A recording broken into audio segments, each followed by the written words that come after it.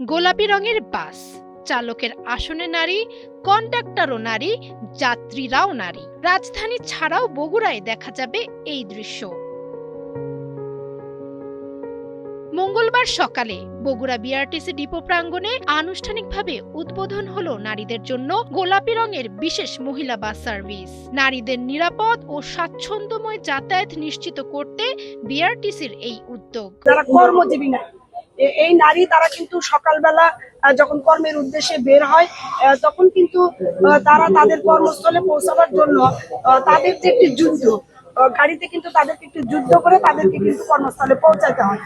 আমি মনে করি এইটি আমাদের প্রিয় নেতা যারা তারেক রহমানের অন্তরে লেগেছে এবং তারই ধারাবাহিকতায় আজকে সারা বাংলাদেশের মধ্যে আমাদের বগুড়ায় এই কার্যক্রম চালু হচ্ছে। প্রাথমিকভাবে দুটি বাস দিয়ে শুরু, একটি চলবে শেরপুর মাটিডালি রুটে, অন্যটি মোকামতলা বনানী রুটে। পর্যায়ক্রমে বগুড়ার অন্যান্য গুরুত্বপূর্ণ রুটেও এই সেবা ছড়িয়ে দেওয়ার পরিকল্পনা রয়েছে বলে জানায় কর্তৃপক্ষ।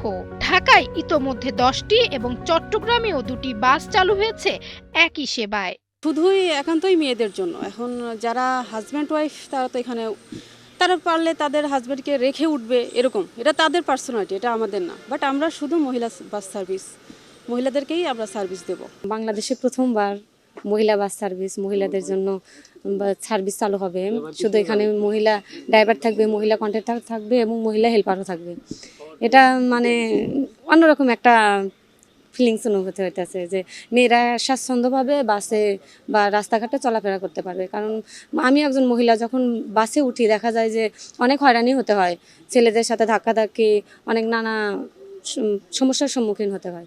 এই উদ্যোগটা অনেক ভালো। মাননীয় প্রধানমন্ত্রী যে উদ্যোগটা নিচ্ছে, আমাদের চেয়ারম্যান সেই উদ্যোগটাকে গ্রহণ করে এটা সফলের জন্য আজকে এ পর্যন্ত আমরা মেয়েরা মানে গাড়ি চালাবো।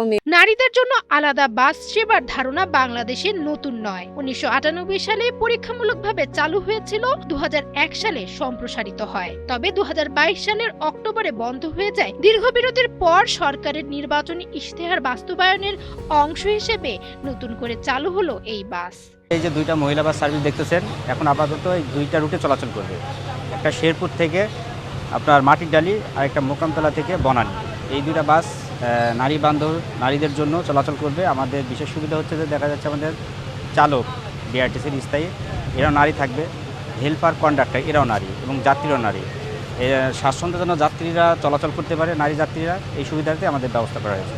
সরকারের এই উদ্যোগকে স্বাগত জানান বগুড়া 6 আসনের সংসদ সদস্য রেজাউল করিম বাদশা। তিনি বলেন, আমাদের দেশে অর্ধেকই নারী, তাদেরকে পেছনে ফেলে সামনে এগিয়ে যাওয়া সম্ভব নয়। আমাদের দেশে অর্ধেক নারী, আপনারা জানেন।